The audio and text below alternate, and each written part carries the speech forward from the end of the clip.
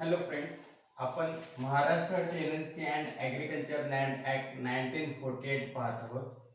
त्यामध्ये आपण next topic पाहणार आहोत, तो म्हणजे reasonable price to be fix for sale of agricultural land. आता ॲग्रिकल्चरल लँड सेल करायचं आहे, विकायचं आहे, तर त्याची प्राइस वगैरे कशी ठरवली जाते, कितीपर्यंत प्राइस तुम्ही घेऊ शकतात, याबद्दलचा हा टॉपिक आहे की रिझनेबल प्राइस म्हणजे किती प्राइस ठरवली जाते. तर त्याबद्दलचे पॉइंट आपण डिस्कस करणार आहोत. तर आपण ते बघूया. याबद्दलची माहिती आपल्याला सेक्शन 63A मध्ये दिलेली आहे. ओके, बघा. As the act impose restriction on transfer of agriculture land, provisions are also made to ensure that a reasonable price is paid when such land is sold. ज्या वेळेला तुम्हाला ती लँड ॲग्रिकल्चर लँड विकायची आहे त्यावेळेला reasonable price ठरवली जाते, ठरवली केली पाहिजे आणि त्या रिजनेबल प्राइस मध्ये ती लँड विकणं गरजेचं आहे. पुढे काय, under section 63A of the act provides that when agricultural land is sold under this act, the price then must be consist of. आता इथे मी अंडर सेक्शन 63A मध्ये दोन पॉइंट दिलेले आहेत, ते मी शॉर्ट मध्ये या प्रकारे दिलेले आहेत जेणेकरून आपल्याला समजायला सोपे जाण्याकरता की बाबा रक्कम कशी ठरवली जाते, कितीपर्यंत रक्कम घेणं गरजेचं आहे. तर त्यातला a point, an amount not being less than 20 times the assessment levied in respect of a land but not more than 200 times of such assessment, excluding for the purpose of such calculation the amount of water rate if any included in the assessment. Okay, थोडक्यात काय, not less than 20 times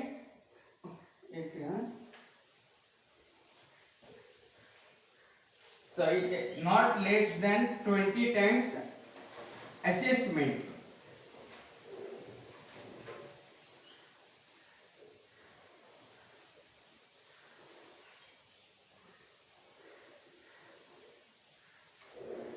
जे काही assessment आहे त्या जमिनीचे एकंदरीत आपण त्याला म्हणतो ना, जमिनीचे एकंदरीत टॅक्स वगैरे असेसमेंट जे काही ठरवतोय त्याच्या 20 टाइम्स पेक्षा कमी असता कामा नये आणि 200 पेक्षा जास्त पट असता कामा नये. ओके, म्हणजे जर का असेसमेंट 100 असेल तर 20 टाइम्स 100 गुणिले 20 एवढं तुम्ही घेतलं पाहिजे, त्या खाली नाही. ओके, आणि जास्तीत जास्त किती, 100 गुणिले 200. ओके, सो मिनिमम आणि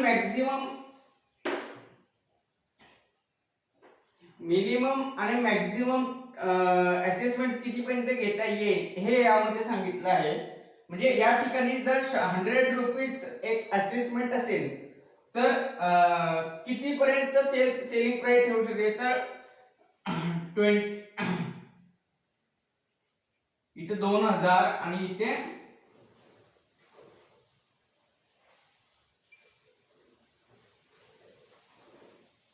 20,000. ओके, सो जर का तुमचं 100 रुपये असेसमेंट असेल, ओके, तर सेलिंग प्राइस त्याची कितीपर्यंत असू शकते, तर 2000 ते 20,000 च्या दरम्यान त्याची सेलिंग प्राइस ठरवण्यात येते. यापेक्षा जास्त आणि कमी नाही, म्हणजे 2000 पेक्षा कमी 1000 नाही घेता येत आणि 20,000 पेक्षा जास्त 21,000 घेता येत नाही. तर इन बिटवीन 2000 अँड 20,000 या दरम्यान त्याची सेलिंग व्हॅल्यू ठरवली जाते, सेलिंग प्राइस.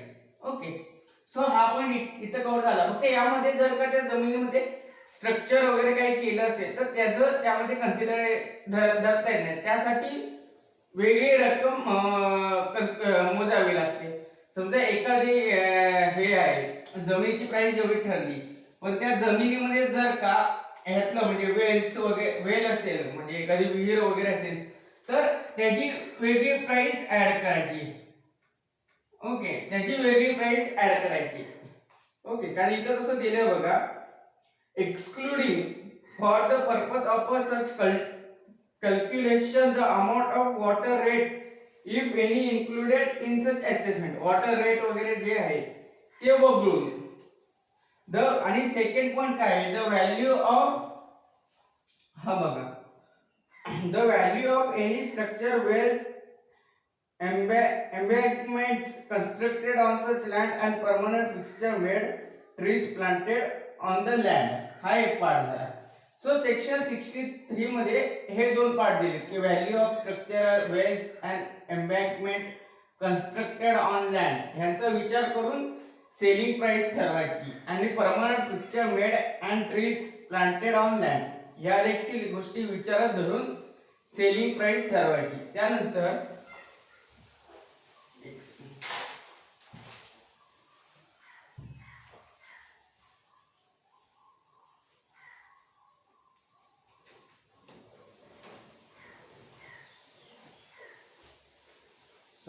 त्यानंतर पुढचा पॉइंट बघा, समजा agriculture land is sold under the act by mutual agreement, हे थोडंसं पुसून घेतो. नेक्स्ट पॉइंट आहे बघा,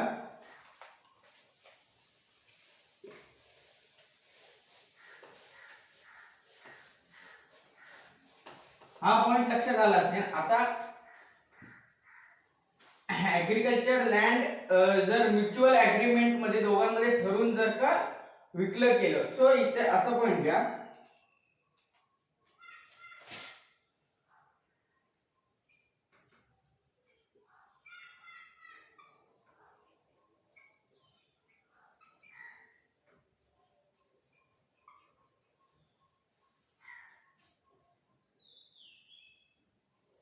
म्युच्युअल अग्रीमेंट दोघांमध्ये एखादा अग्रीमेंट ठरवून जर का ती जमीन विकली गेली, ओके, तर त्याचं कसं कितीपर्यंत प्राइस वगैरे असते तर ते आपण पाहणार आहोत.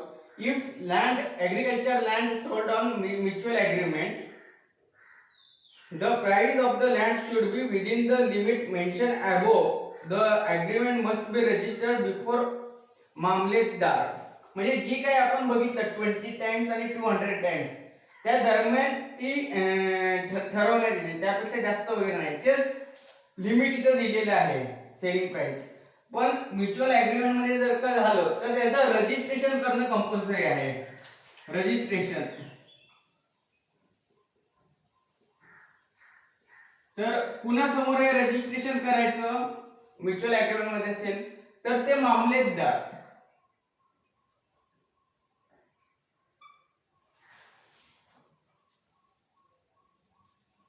सॉरी ना,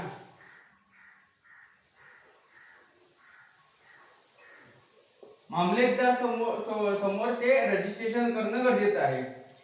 त्यानंतर काय, मामलेदार समोर केलं, in cases where there is no mutual agreement the price of the land is to be determined by the agricultural land tribunal. Okay, समजा म्युच्युअल अग्रीमेंट मध्ये झालं पण नो म्युच्युअल अग्रीमेंट, आपण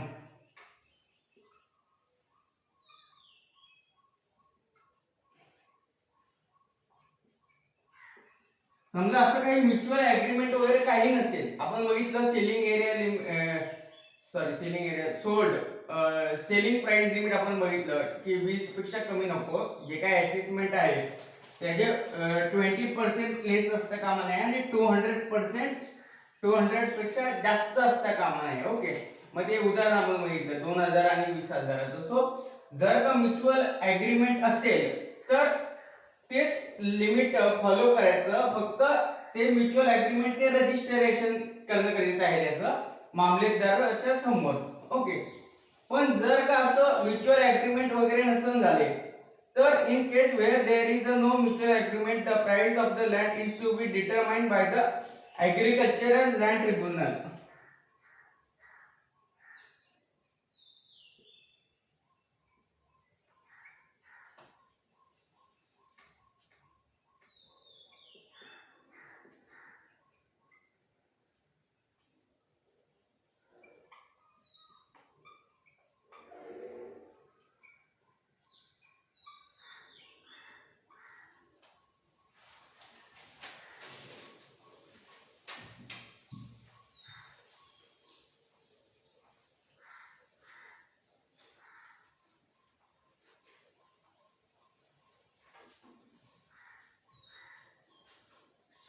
त्यामध्ये तुम्ही आपण पाहत आहोत की जर का म्युच्युअल ॲग्रीमेंट असेल, परत एकदा बघूया, तर जे काही दिलेलं आहे आपण 20,000 आणि ते डिस्कस केलं त्यापर्यंत प्राइस ठरवण्यात येते. बघा म्युच्युअल ॲग्रीमेंट जे आहे ते रजिस्ट्रेशन करणे गरजेचं आहे आणि मामलेदार समोर ते रजिस्ट्रेशन होतं. आणि जर का असं कोणत्याही प्रकारचं म्युच्युअल ॲग्रीमेंट वगैरे नसेल तर प्राइस कोण ठरवतं? Price is determined by agricultural tribunal. जी काही ॲग्रिकल्चर ट्रिब्युनल वगैरे आहे ती प्राइस डिटरमाइन करेल, ते प्राइस ठरवतील त्या जागेचं. Okay. No mutual agreement, price of the land is to be determined by the agriculture tribunal keeping the following 7 factors in mind. आता एखादी ही लँड आहे, ही जमीन आहे बरोबर. आता ह्या जमिनीत म्युच्युअल ॲग्रीमेंट वगैरे झालं नाहीये. ओके. आणि ह्याची प्राइस ही ॲग्रिकल्चरल ट्रिब्युनलला ठरवायची आहे. तर अशा वेळेला या लँडची प्राइस ठरवताना या ट्रिब्युनलने 7 फॅक्टर्स 7 फॅक्टर्स विचारात घ्यायचे. तर ते कोणकोणते आहेत थोडक्यात? तर the rental value of the other lands in the locality which are use for same purpose. म्हणजे त्याच गावामधली एखादी तशीच एका प्रकारची दुसरी जमीन जी की सेम यूज करता होत असेल तर ती सिमिलर त्यांचं धरून त्यानुसार ती प्राइस ठरवण्यात येते. म्हणजे या जमिनीची प्राइस ठरवायची आहे.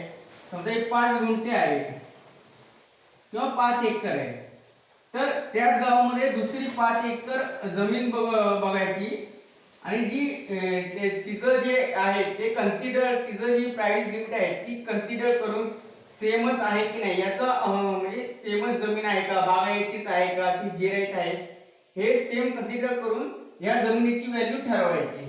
म्हणजे त्या गावात जी काही दुसरी जमीन आहे त्याच प्रकारची ती जमीन, त्या जमिनीची व्हॅल्यू त्यावेळेला कन्सिडर करायची त्यांनी बघताना की या जमिनीची व्हॅल्यू कशी ठरवायची. तर गावातील इतर जमीन इतर म्हणजे त्याच प्रकारची एखादी गावात दुसरी जमीन असेल तर तिची जी व्हॅल्यू आहे त्या व्हॅल्यूच्या अनुसरून या प्रॉपर्टीची व्हॅल्यू ठरवण्यात येईल.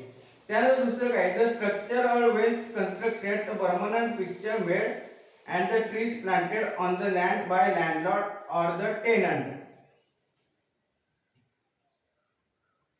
म्हणजे आपण जो इकडचा दुसरा पॉइंट बघितला होता की समजा ट्रीचा वगैरे किंवा आपण परमनंट स्ट्रक्चर वगैरे बघितलं तर त्यांची देखील किंमत ठरवताना तर त्याची देखील वेगळी किंमत ठरवायची. ओके. म्हणजे लँड या जमिनीची लँड प्लस परमनंट स्ट्रक्चरची जी काही व्हॅल्यू असेल ती ऍड करायची. त्यानंतर पुढे काय, the profit of agriculture of similar land in the vicinity. म्हणजे सेम, म्हणजे त्या सेम लँड मधून या जमिनीमधून याची प्राइस ठरवायची आहे तर सेम लँड मधून किती प्रॉफिट येत आहे याचा देखील विचार करायचा. त्या गावात जी काही दुसरी लँड आहे ती किती, समजा याचं प्रॉफिट आपल्याला काढायचं आहे तर 5 एकरच्या या जमिनीमधून 5 लाख येत असेल तर असं कन्सिडर करायचं इथून देखील प्रॉफिट ही 5 लाखापर्यंत भेटेल. ओके. त्यानंतर नेक्स्ट पॉइंट काय तर price of the crop and commodities in the locality. म्हणजे क्रॉपच्या रोपाच्या किमती वगैरे यांचा देखील त्यामध्ये विचार. त्यानंतर पुढचा काय, improvement made in the land by landlord or the टेनंटने केलेल्या इम्प्रूव्हमेंट वगैरे, टेनंट किंवा लँडलॉर्ड याने त्या जमिनीमध्ये जे काही इम्प्रूव्हमेंट वगैरे केलेले आहेत त्याचा देखील त्यांनी विचार करायचा. त्यानंतर the assessment payable in respect of such land. जे काही असेसमेंट वगैरे पेमेंट केला टॅक्स त्याचा देखील विचार करायचा ट्रिब्युनलने ज्या वेळेला त्याची प्राइस ठरवताना. त्यानंतर सच अदर फॅक्टर आणि इतर सर्व फॅक्टर विचारात घ्यायचे. सो अशा प्रकारे या 7 पॉइंट्सचा त्यामध्ये विचार करायचा. ओके. म्हणजे थोडक्यात आपण बघितलं की ॲग्रिकल्चरल लँड आहे थोडक्यात सांगायचं झालं तर समजा ऍग्रिकल्चर लँड आहे आणि असं कोणतेही म्युच्युअल ऍग्रीमेंट वगैरे झालं नसेल तर, आणि म्युच्युअल ऍग्रीमेंट नाही झालं तर मग प्राइस कशी ठरवायची, तर ट्रिब्युनलकडे तसा अर्ज करायचा, ऍग्रिकल्चर ट्रिब्युनल कडे अर्ज करायचा की ह्या जमिनीची प्राइस ठरवण्यात यावी. मग ऍग्रिकल्चरल लँड ऍग्रिकल्चरल ट्रिब्युनल जेव्हा त्या जमिनीची प्राइस ठरवणार आहे तेव्हा त्या ट्रिब्युनलने बाकी कशी ठरवायची, तर त्या गावामध्ये असलेली त्याच म्हणजे त्याच एरिया एवढी म्हणजे 5 एकरच्या जमिनीचं त्यांना ठरवायचं आहे, तर त्याच गावामध्ये दुसरी एखादी 5 एकरची जी काही जमीन आहे ती विचार घ्यायचं, तिचं असेसमेंट व्हॅल्युएशन किती आहे, त्या जमिनीमधून किती प्रॉफिट भेटतोय, किंवा जे काही या जमिनीवरती जी जमीन आपल्याला सेलिंग प्राइस तिची काढायची आहे तर त्यामध्ये असलेलं स्ट्रक्चरल व्हॅल्यू किंवा जे काही विहीर वगैरे होती असते तर त्यांची वेगळी व्हॅल्यू करून ती व्हॅल्यू आणि सर्व मिळून प्रॉफिटची व्हॅल्यू एक प्राइस काढायची. ओके. सो म्हणजे प्राइस काढते वेळी त्याच गावातील त्याच आकारमानाची असलेली तेवढेच गुंठे वगैरे क्षेत्र असलेल्या जमिनीचा विचार करायचा आणि त्यानुसार त्याची व्हॅल्यू काढायची. ओके. सो या 7 फॅक्टर मध्ये या जमिनीची व्हॅल्यू काढते वेळी कोणकोणते पॉइंट्स कन्सिडर करायचे, कशा प्रकारे त्याची व्हॅल्यू काढायची, का उगाच एखादा अर्ज आला की एक्स या जमिनीची आम्हाला व्हॅल्यू काढून देण्यात यावी तर लगेच आला अर्ज आणि लगेच 2 मिनिटात ऑर्डर, हा या जमिनीची व्हॅल्यू 20 लाख रुपीज, तर तसं नाही करायचं. तर ते मग ते कमिशन नेमू शकतात आणि कमिशन नेमून त्या जमिनीमध्ये सर्वे वगैरे करायला लावू शकतात. मग त्याचा रिपोर्ट येऊ शकतो ट्रिब्युनलकडे. मग ट्रिब्युनलकडे रिपोर्ट आल्यावर सगळा विचार करायचा त्याचं किती क्षेत्र आहे, मग त्या क्षेत्रानुसार त्या गावामध्ये असलेल्या दुसऱ्या लँडचं ते क्षेत्र, मग सेम जमीन असणं गरजेचं आहे. दोन्ही बागायती असेल, ही बागायती आहे तर ही देखील बागायती असणं गरजेचं आहे. ओके. सो असा सर्व विचार करून या जमिनीचं व्हॅल्युएशन काढायचं आणि ती जी व्हॅल्युएशन कोर्ट ट्रिब्युनल ठरवेल, जर या ट्रिब्युनलने हे 7 फॅक्टर कन्सिडर केले आणि त्यानंतर या जमिनीची व्हॅल्यू 20 लाख रुपये ठरवली तर त्या या लँडची सेलिंग व्हॅल्यू ही 20 लाख रुपये झाली. ओके. सो हा पार्ट आपण बघितला. या पुढचा पार्ट आपण आजच पाहणार आहोत, तो आहे की sale of agriculture land to a particular person. Okay. हे मी पुसून देतो आणि आपण याचा पुढचा भाग आता बघूया. ओके.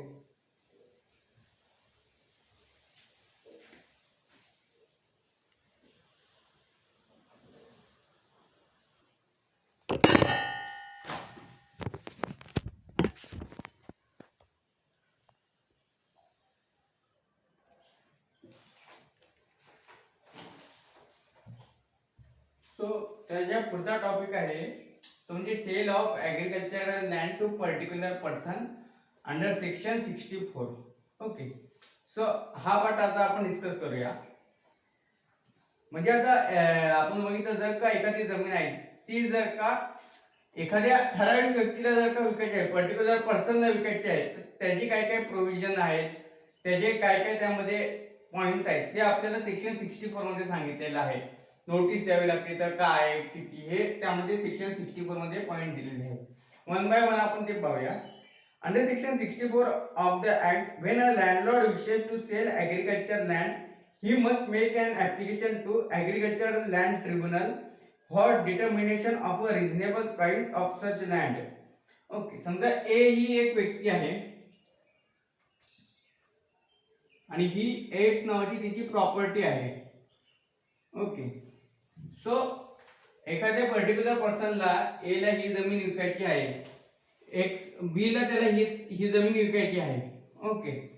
तर याने काय करायचं, पहिल्यांदा ऍग्रिकल्चरल लँड ट्रिब्युनल कडे तसा एक अर्ज करायचा की याची प्राइस ठरवण्यात यावी म्हणून. असा अर्ज ऍग्रिकल्चर लँड ट्रिब्युनल कडे करायचा. मग ऍग्रिकल्चर लँड ट्रिब्युनलने तो कसा ठरवायचा तर ते 7 फॅक्टर्स आपण पाहिलेच आहे या अगोदर. ओके. सो आता ऍग्रिकल्चर लँड ट्रिब्युनलला तशी ऍप्लिकेशन त्याने दिली ऍग्रिकल्चर लँड ट्रिब्युनल कडे. त्यानंतर काय, thereafter tribunal must fix reasonable price of land keeping in mind the 7 7 factors listed in section 63A, जे की आपण पाहिले 63A या अगोदरच्या भागामध्ये, की ते 7 फॅक्टर कन्सिडर करायचे, की सेम प्रॉपर्टी त्या गावातली वगैरे कन्सिडर करून तिचं प्रॉफिट वगैरे त्या मार्जिन नुसार ती एक्स ही जी लँड आहे त्याचं व्हॅल्युएशन त्याने काढलं. त्यानंतर पुढे काय करायचं, it must also direct that price should be paid either in one lump sum or in not more than 6 annual installment with simple interest at 4.5% per annum. Okay, एक तर आता एखादी प्राइस ठरली या लँडची 20% नाही 20 लाख अशी अमाऊंट ठरवली समजा ऍग्रीकल्चर लँड ट्रिब्युनलने, तर बी ने ती लमसम सर्व 20 लाख रुपीज एकतर देऊन टाकायचे एकाच वेळेला किंवा 6 इन्स्टॉलमेंट 6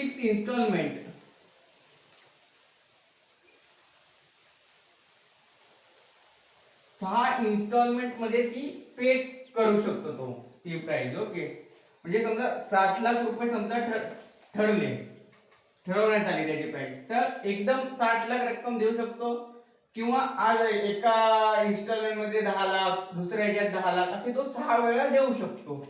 ओके, त्या पण 7 लाख पण असं आता इन्स्टॉलमेंट मध्ये देत आहे तर त्याला 4.5% व्याज 4.5% सिंपल इंटरेस्ट द्यावं लागणार 7% वरती, का तो इन्स्टॉलमेंट मध्ये येतोय. त्यानंतर पुढचा पॉइंट आहे, when the land is sold to a permanent tenant who is in possession of land, the price should be at least 6 times of annual rent. म्हणजे आता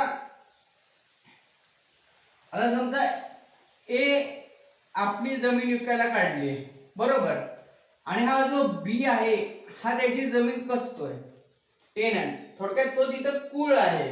ओके, आणि ए ने जमीन विकायला काढली आणि बी बोलला नाही ती जमीन मी खरेदी करतो. ओके, आता जमीन कोण खरेदी करतो, त्याचा टेनंट कुळ, टेनंट जो तिथं सॉरी कुळ नाही म्हणताय ना, टेनंट जो ती जमीन कसत आहे वगैरे, तर त्याने काय करायचं, जर का ही जमीन तो टेनंटला विकत असेल, मालक ती जमीन टेनंटला विकत असेल, तर अशा वेळेला काय करायचं, when land is sold to a permanent tenant who is in possession of the land, आणि या टेनंट कडे आज रोजी त्या जमिनीचा ताबा आहे, ताबा वेगळा आणि मालकी वेगळी, त्याचं पोझिशन जर का या टेनंट कडे असेल, तर the price should be at least 6 times of annual rent, त्याचं वार्षिक जे काही एन्युअल रेंट असेल, वार्षिक जे काही रेंट वगैरे ठरलं असेल त्याच्या 6 टाइम्स पर्यंत त्याची व्हॅल्यू असेल, 6 टाइम्स ऑफ एन्युअल रेंट. इथं आपण लिहूया आणि हे आपण एक्सप्लेन करूया.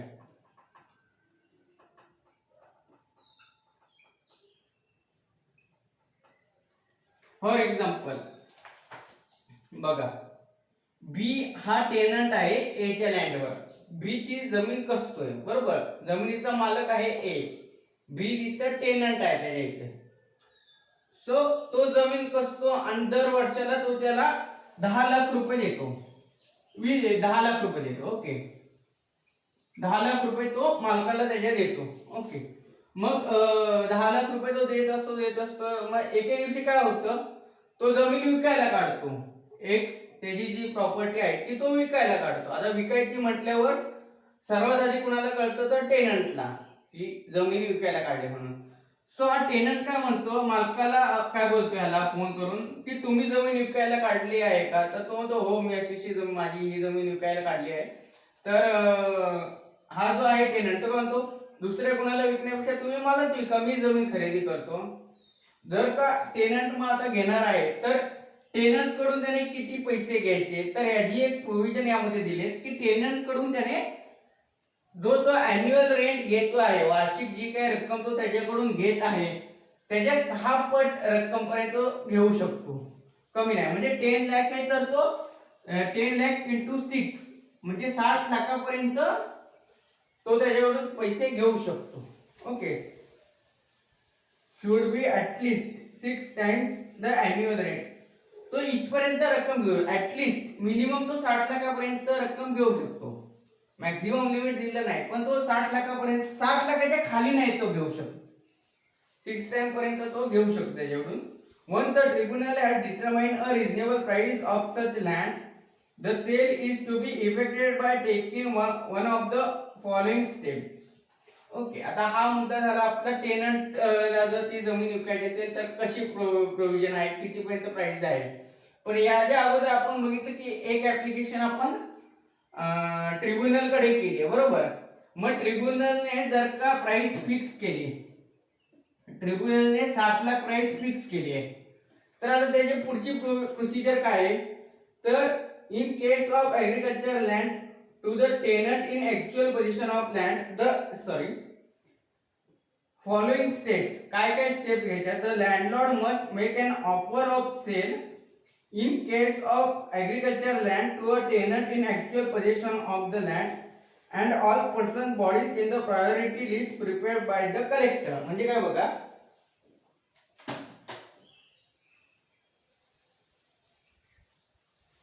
म्हणजे आता ही जी प्राइस ऍग्रीकल्चर लँड ट्रिब्युनलने ठरवली आहे, तर अशा वेळेला त्याने काय करायचं, आता प्राइस तर ठरवून झाली, तर लँडलॉर्डने काय करायचं, टेनंटला विचारायचं की बाबा घेणार का वगैरे, बरोबर. किंवा अशा व्यक्तींना विचारायची ज्याची लिस्ट, त्याला प्रायोरिटी लिस्ट असं म्हणतात,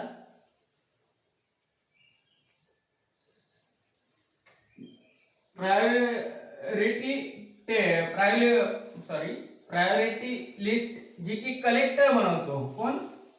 कलेक्टर. म्हणजे यामध्ये प्रायोरिटीजने काही व्यक्तींची नाव दिलेली असतात, ए, त्यानंतर मग बी, त्यानंतर सी, अशी प्रायोरिटी व्यक्ती असतात.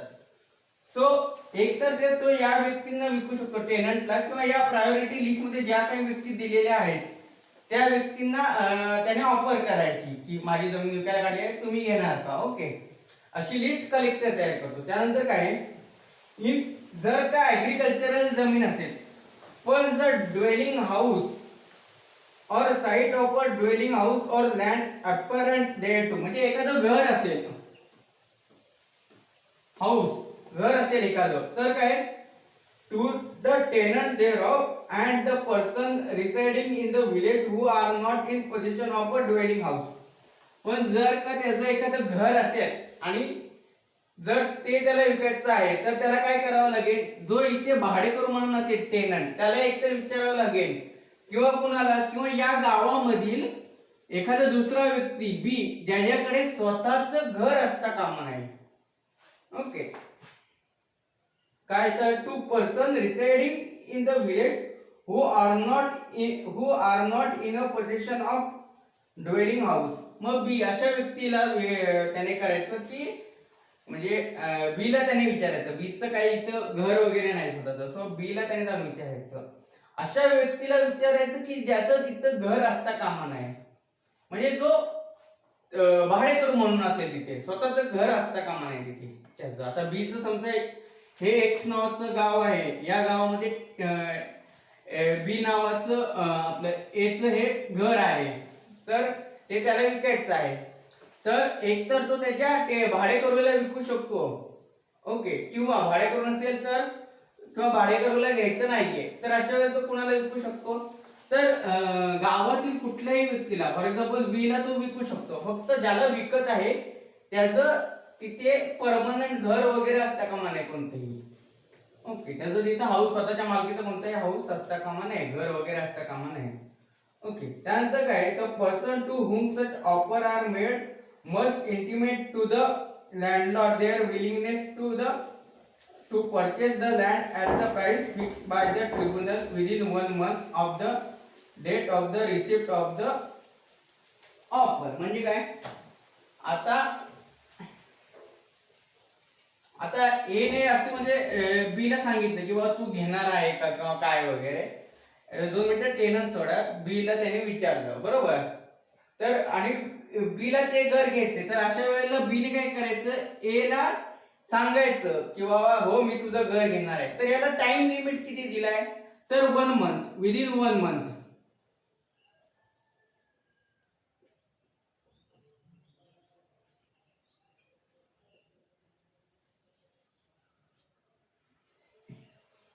एक महिन्यामध्ये त्याने एला जाऊन सांगायचं की मी घर घेणार आहे की नाही त्याबद्दल. म्हणजे फॉर एक्झाम्पल ए गेला बी कडे, आहे मी घर विकते तू घेणार का? बी बोलला ठीक आहे मी घेईन, मी जरा माझ्या घरी विचारतो, आम्ही चर्चा करतो आणि मग तुला सांगतो. असं जर बी त्याला म्हटला आणि बी घरी गेला आणि घरी चर्चा आणि वर्षभराने आला परत आणि गेला म्हणता अरे तू ते विकणार होता तर ते मी आता घ्यायला तयार आहे. तर असं वर्षभराने आल्यावर चालत नाही. तर तिथं टाइम लिमिट दिलेला आहे की विदिन 1 मंथ, एक महिन्याच्या आतमध्ये त्याने येणं गरजेचं आहे त्याला सांगायला की माझा असा निर्णय झालेला आहे की मी तुझं जमीन घेणार आहे म्हणून. ओके. त्यानंतर सो इथं विदिन 1 मंथ टाइम लिमिट दिलेला आहे. From the date of the receipt of the offer, ज्या डेटला त्याला ऑफर केलेली आहे 20 तारखेला समजा एने त्याला ऑफर केले मी घर विकते, तर पुढच्या महिन्याच्या 20 तारखेला असे 1 मंथ काउंट करण्यात येईल. त्यानंतर if only one person intimate such willingness the landlord must call such person by a notice in writing to pay the amount determined by the tribunal to him to deposit such amount within tribunal 1 month and extend period as the landlord may consider reasonable. Okay. समजा आता बी बोलला काय की हो मी तुझं घर घेतो वगैरे, तर बी ने त्याला नोटीस काढायची रायटिंग मध्ये. ओके. नोटीस. ओके. हे आपण पुस्तक ना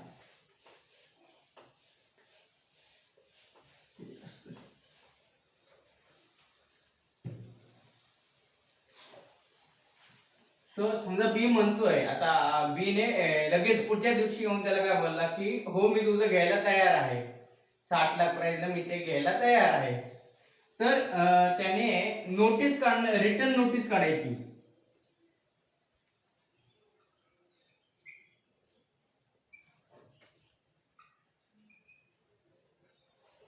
त्याने बी जो खरेदी करत आहे त्याला रिटर्न नोटीस काढायची. The landlord must call upon such person by a notice in writing to pay the amount determined by the tribunal to him or to deposit such amount with the tribunal within 1 month. So त्या नोटिसीमध्ये काय लिहायचं की जी काही amount ट्रिब्युनलने ठरवलेली आहे ती deposit करायची.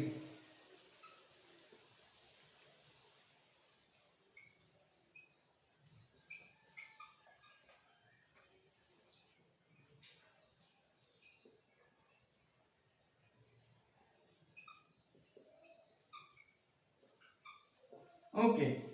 So त्याने रिटर्न नोटीस काढायची की घेत आहे, बीने इंटिमेशन दिलं की मी घ्यायला तयार आहे, तर त्याने रिटर्न नोटीस काढायची आणि त्या नोटिसीमध्ये सांगायचं की जी अमाऊंट ट्रिब्युनलने ठरवून दिलेली आहे ती तू पे कर, डिपॉझिट कर. मग अशा वेळेला तो जो व्यक्ती आहे बी, तो काय करू शकतो, to deposit such amount with the tribunal within 1 month or such. मग त्याने काय करायची, ती बी ने काय करायचं तर ती विदिन 1 मंथ मध्ये, त्याला पण टाइम लिमिट दिलाय बघा, विदिन 1 मंथ, एक महिन्याचा त्याला टाइम लिमिट दिलाय. ज्या टाइम लिमिट मध्ये त्याने ट्रिब्युनल मध्ये पैसे ते जमा करायचे. ओके. ट्रिब्युनल म्हणजे हे पैसे डायरेक्ट हातात द्यायचे नाही, तर ते पैसे ट्रिब्युनलने तो आदेश काढलाय तर ते पैसे ट्रिब्युनल मध्ये जमा करायचे. मग बी जाईल त्या ट्रिब्युनल मध्ये आणि ते 60 लाख रुपये पे करेल ट्रिब्युनल मध्ये. ओके. मग तो व्यवहार होईल किंवा हा जो विदिन 1 मंथचा जो पिरियड आहे तो एक्सटेंड देखील होऊ शकतो जर का ए ऍग्री असेल त्यामध्ये की ठीक आहे बाबा तू 2 महिन्यांनी दिले तरी चालणार. इथे ए ऍग्री झाला आहे, सो टाइम लिमिट हा वाढवण्यात येऊ शकतो. फक्त ऍग्री असणं गरजेचं आहे, म्युच्युअल अंडरस्टँडिंग असणं गरजेचं आहे. सो त्यामध्ये पुढचा पॉइंट काय बघा की if more than one person has intimated such willingness, the landlord give notice as above to the person who rank the highest on the priority list, calling upon him to pay a deposit amount as opposite. If no such payment or deposit is made, the similar notice is to be given to the person who is the next higher on the priority list. Okay. So समजा आता ए ने घर विकायला काढलं त्याचं, बरोबर. आता आपण बघितलं या ठिकाणी की बी त्याला अप्रोच झाला की मी घेतोय वगैरे म्हणून, बरोबर. पण अशा वेळेला समजा ए ने घर विकायला काढलंय, हे लोकांना कळालं, मग बी आला, सी आला, डी आला, ई आला, असे 4 जण आले घर खरेदी करायला की हो मी घर घ्यायला तयार आहे, मी घर घ्याय. तर अशा वेळेला हे घर जे आहे याचं ते त्यांनी कुणाला विकायचं, चौघांना तर विकू शकत नाहीये, तर कुणाला विकू शकतो तो घर. तर इथे प्रायोरिटी लिस्ट जी काही कलेक्टरने तयार केलेली आहे, जी काही प्रायोरिटी लिस्ट आहे ती कन्सिडर करायची आणि त्यानुसार ते प्रायोरिटी लिस्ट नुसार ते घर विकलं जाईल. ओके. फॉर एक्झाम्पल जर का प्रायोरिटी लिस्ट, मला या प्रायोरिटी लिस्ट बद्दल सध्या जास्त माहिती, मी त्यामध्ये सर्च करायचा प्रयत्न केला की प्रायोरिटी लिस्ट मला वाटतं शेड्यूल मध्ये वगैरे दिली असेल, पण मला काही ती सध्याला भेटली नाही. लवकरच मी प्रायोरिटी लिस्ट बद्दल तुम्हाला शॉर्ट मध्ये लेक्चर मी सांगेल, पण सध्याला मला याबद्दल माहित नाही. प्रायोरिटी लिस्ट म्हणजे काय आहे मी थोडक्यात तुम्हाला इथे एक्झाम्पल देऊन समजवतो. प्रायोरिटी लिस्ट म्हणजे काही व्यक्तीची नावं असतात, जसं की लीगल हेअर मध्ये आपण बघितलं की सुरू कोण असतं, हजबंड वाईफ, त्यानंतर त्याचे म्हणजे क्लास 1 हेअर, क्लास 2 हेअर, ॲग्नंट, कॉग्नंट, हे झालं हायरार्की. जर का क्लास 1 हेअर नसले तर क्लास 2 हेअर्सला ती प्रॉपर्टी जाते, क्लास 2 नसेल तर ॲग्नंटला जाते, नंतर कॉग्नंटला जातं. तसं या ठिकाणी कलेक्टरने प्रायोरिटी लिस्ट केलेली आहे. त्या प्रायोरिटी लिस्ट नुसार जर ती जमीन डी चा नंबर जर का पहिला असेल प्रायोरिटी लिस्ट मध्ये, तर बी ए ने सर्वात पहिले डी ला अप्रोच करायचं की तू ही जमीन विकत घेणार आहेस का काय वगैरे, त्यांच्यात सलाम झालं. पण काही कारणामुळे जर डी ती जमीन घेऊ शकला नाही, व्यवहार तुटला थोडक्या भाषेत, तर ए ने तो गेला, बरोबर. त्यानंतर कोणाची प्रायोरिटी आहे, जर त्यानंतर सी ची प्रायोरिटी असेल लिस्ट मध्ये, तर त्याने नंतर सी कडे अप्रोच करायचा 2 नंबरला. मग जर का ह्याने पण नाही घेतलं सी ने, तर तो त्यानंतरची प्रायोरिटी बी असेल तर बी कडे त्याने अप्रोच करायचा. अशा प्रकारे तो प्रायोरिटी लिस्ट असणार आहे. ओके. पण तो डायरेक्ट असा ई कडे जाऊ शकत नाही.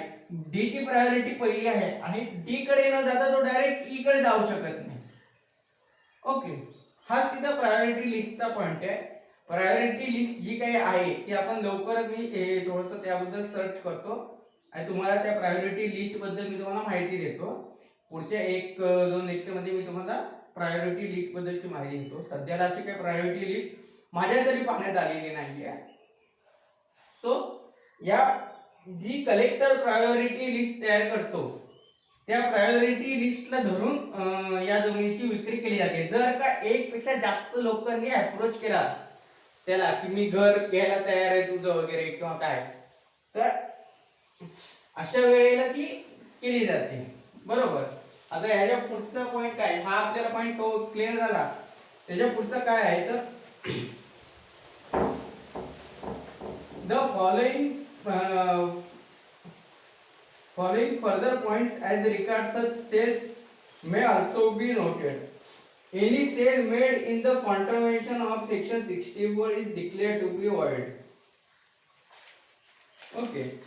So आता जी सेलची आपण प्रोव्हिजन पाहत आहोत ती अंडर सेक्शन 64 खाली आहे. पण एखाद्याने या सेक्शन 64 ला फॉलो केलं नाही, 64 ची जी काही प्रोव्हिजन आहे प्रायोरिटी लिस्ट ती काहीच फॉलो केली नाही, तर ते जे काही ट्रान्सफर असेल ते वॉइड ट्रान्सफर असणार आहे, illegal transfer, void. Okay. So त्या 3 प्रकारचे ट्रान्सफर असतात बघा. व्हॅलिड म्हणजे लीगल, वॉइड म्हणजे कम्प्लिटली वॉइड, ते म्हणजे कायद्याच्या दृष्टिकोनातून न बसणार, आणि वॉइडेबल म्हणजे काय, it's depend upon the other party. Other पार्टीला वाटलं की चला आपण ऍग्री करूया तर ते ऍग्री होऊ शकतं, आणि त्यांनी जर का ऑब्जेक्शन वगैरे घेतलं तर ते इनव्हॅलिड होऊ शकतं. So it is depend upon the wishes of the purchaser असं आपण यामध्ये म्हणू शकतो. सो पण यामध्ये जर का असं झालं, इलिगल झालं, सेक्शन 64 च्या ज्या काही कंडिशन आहेत त्या फॉलो केल्या गेल्या नाहीत, तर ते ऍग्रीमेंट वॉइड ऍग्रीमेंट होईल, इलिगल ऍग्रीमेंट. ओके.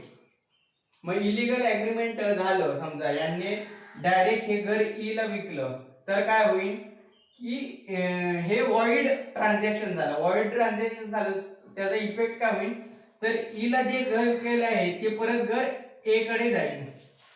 ए त्या घराचा मालक होईल. मग बाकीच्या पुढचं तो सिव्हिल प्रोसिजर येईल की हा त्याच्यावरती सूट फॉर कॉम्पेन्सेशन वगैरे केस दाखल करेल, इतर केस.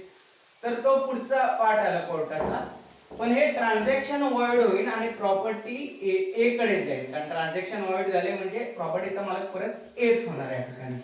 बरोबर. त्यानंतर पुढं काय बघा, पुढचा point, if there is any dispute as regard the following matters, such a dispute is to be decided by tribunal. The types of dispute. आता यामध्ये काही डिस्प्यूट सांगितलेले आहेत. एक सेकंड, हे पुसून घेतो मी.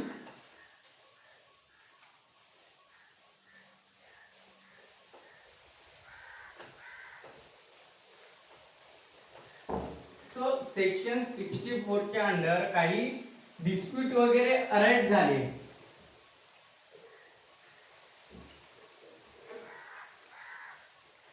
डिस्प्यूट वगैरे झाले या घर विकण्यावरून वगैरे, काही भांडणं वगैरे झाली की नाही प्रायोरिटी ह्याला दिली वगैरे, मी माझी प्रायोरिटी असताना अशी काही, किंवा प्राइस वरून वगैरे काही भांडण वगैरे झालं, डिस्प्यूट झालं, तर त्याचा निकाल कोण देणार, तर ट्रिब्युनल.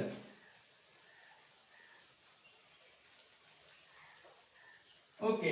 तर अशी भांडणं कोणकोणती आहेत, तर त्याचे चार पाच त्यांनी टाईप दिलेले आहेत की ही भांडणं झाली तर त्यांची ऑथॉरिटी ती असे काही डिस्प्यूट झाले, चार पाच त्यांनी डिस्प्यूटचे टाईप दिले. असे जर का डिस्प्यूट झाले तर ते डिस्प्यूट झाले तर म्हणून सिव्हिल केस दाखल करते नाही, तर ते डिस्प्यूट त्यांचं ज्युरिस्डिक्शन हे ट्रिब्युनलला देण्यात आलेले आहे. तर हे डिस्प्यूट काय काय आहे, तर पहिले आहे dispute regarding the offer made by landlord. Landlord म्हणजे जे काय जो कोणी ती जमीन विकायला काढलेली आहे त्यांनी जर का ऑफर काढली, त्यामध्ये काही समजा डिस्प्यूट वगैरे झालं, तर मग ते ट्रिब्युनल त्याचा निर्णय घेणार. बरोबर. किंवा ह्याने नोटीस काढलेली आहे की एने समजा ही जमीन विकायची आहे म्हणून नोटीस काढली, पण असं दिसून आलं, असं पुढे डिस्प्यूट झालं की ह्या जमिनीचा मालक ए नाहीये, एने ही विकायला काढली, तर या जमीन हे जे भांडण झालं या भांडणाचं ज्युरिडिक्शन कुणाला जाईल की ट्रिब्युनलला.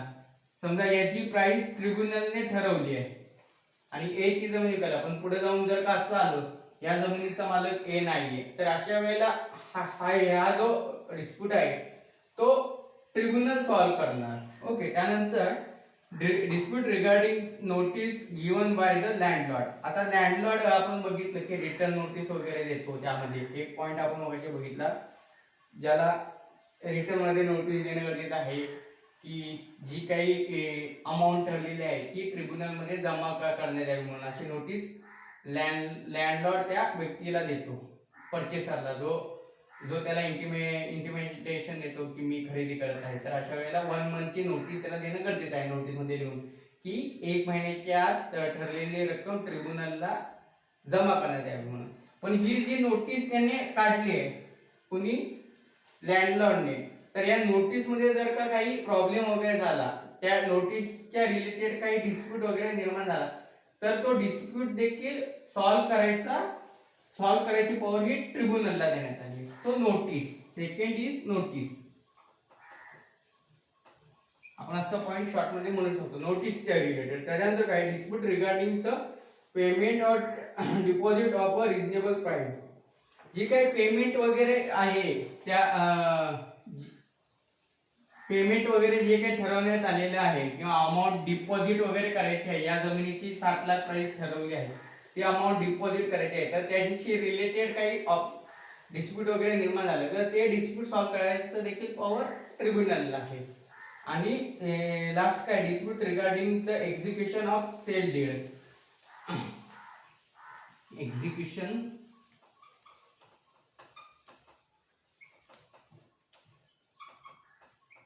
Sale deed.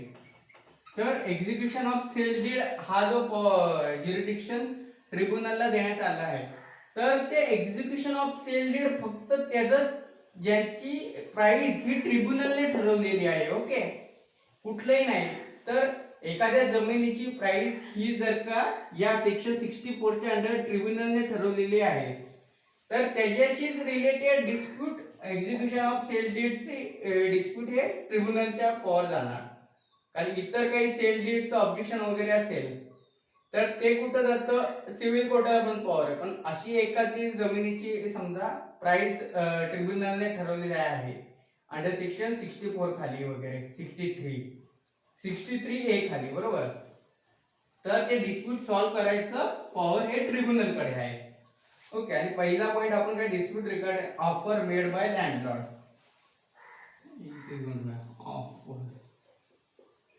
ऑफर असे 4 डिस्प्यूट आहेत. ऑफरच्या रिलेटेड, नोटीसच्या रिलेटेड, पेमेंटच्या रिलेटेड आणि एक्झिक्युशन ऑफ सेल डेट असे 4 डिस्प्यूट आहेत. या 4 पॉइंट्स मध्ये काही डिस्प्यूट वगैरे अराईज झालं तर ते सॉल्व्ह कोणी करायचं, ट्रिब्युनलने.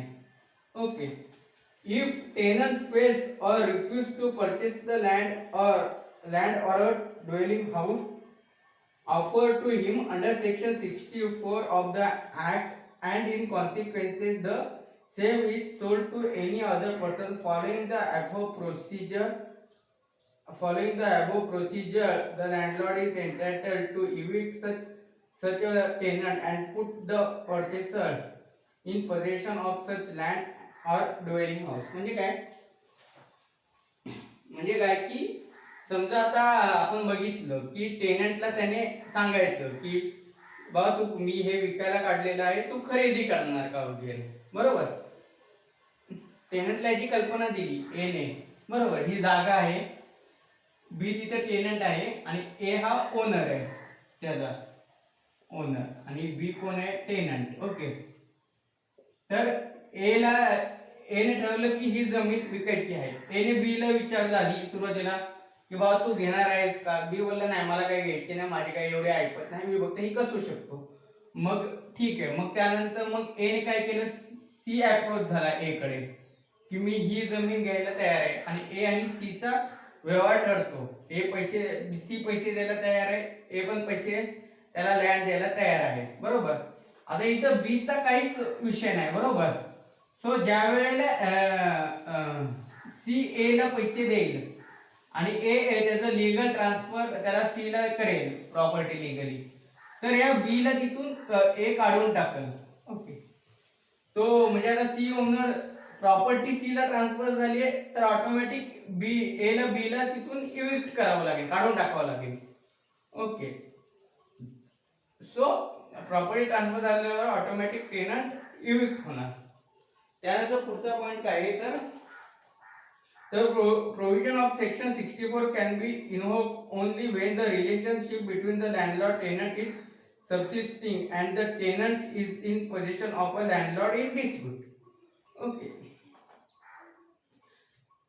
परत एकदा हा पॉइंट आपण क्लिअर करूया. ही केस आहे राधाबाई देशपांडे वर्सेस बाबू धोंडू शेवल. ओके. काय बघा, the provision of section 64 can be invoked only when the relationship between landlord tenant is subsisting and the tenant is in possession of land in dispute. Okay. So हे त्यामध्ये case law आहे. त्यानंतर the provision of section 64 do not apply to the sales by or to cooperative society. Okay. म्हणजे cooperative sale वगैरे झालं, sales by or cooperative society, म्हणजे cooperative जे काही सोसायटीज वगैरे आहेत त्यांनी जर एखादी प्रॉपर्टी सेल वगैरे केली कोऑपरेटिव्ह सोसायटीजने, तर त्याला हा जो सेक्शन 64 आहे तो ऍप्लिकेबल होणार नाही. ओके. हा एवढाच पार्ट आहे सेक्शन 64. ओके. सो आज आपण डिस्कस केलेला आहे की सेल प्रॉपर्टीचं आपण सुरुवातीला बघितलं की प्राइस कशी ठरवण्यात येते. त्यानंतर प्राइस ठरल्यानंतर समजा ती प्रॉपर्टी प्रायव्हेट पर्सनला विकायची असेल तर त्याचे काय काय पॉइंट आहे, तर नोटीस देणं गरजेचं आहे. जो टेनंट आहे तर पहिल्यांदा त्याला विचारायचं की बाबा तू घेणार आहे का. समजा टेनंट बोलला मी नाही काय घेऊ शकत, माझ्याने नाही होणार घेणं, तर मग अदर पर्सनला ते विचारायचं की बाबा घेणार आहे का.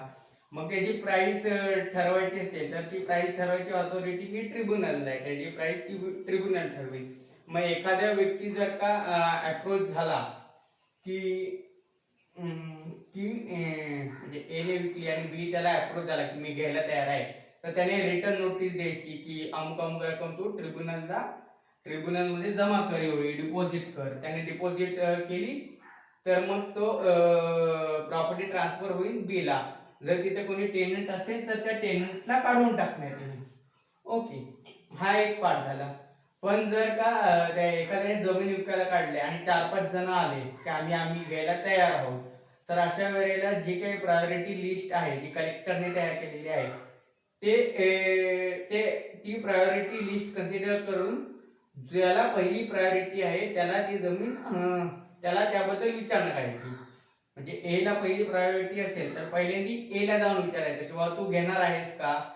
ए ने जर नाकारलं तर दुसरी प्रायोरिटी सी ला असेल तर सी ला जाऊन विचारायचं बाबा तू घेणार आहे का. सी ने नाकारली तर दुसऱ्याला. अशा प्रकारे प्रायोरिटी लिस्ट नुसार ती जमीन विकण्यात येईल. ओके, फक्त जर का एक पेक्षा जास्त जण आले तर दोघच आले तर ज्याची पहिली प्रायोरिटी आहे त्याच्याकडे जायचं, असं त्यामध्ये ती एक कन्सेप्ट आहे. तर ट्रिब्युनलला प्राइस ठरवायचे असेल तर ते 7 फॅक्टर्स आहेत ते कन्सिडर करायचे. ओके, मग त्यानंतर आपण 7 फॅक्टर्स आपण बघितले मग बरोबर. आणि त्यानंतर जर का काही डिस्प्यूट वगैरे झालं ऑफरच्या रिलेटेड, नोटीस, पेमेंट किंवा एक्झिक्युशन ऑफ डिक्रीच्या रिलेटेड काही डिस्प्यूट वगैरे निर्माण झाले तर हे सर्व डिस्प्यूट ट्रिब्युनलच सॉल्व्ह करणार under section 64 of Maharashtra tenancy and agricultural land act. Okay, so आज आपण इथं थांबूयात. पुढचा टॉपिक आपण जरा पुढच्या पार्टमध्ये बघूया. ओके, आज थांबूया. थँक्यू. याबद्दल काही प्रश्न वगैरे असतील तर मला तुम्ही कॉल करून विचारू शकता. आज आपण या ठिकाणी थांबूया. थँक्यू.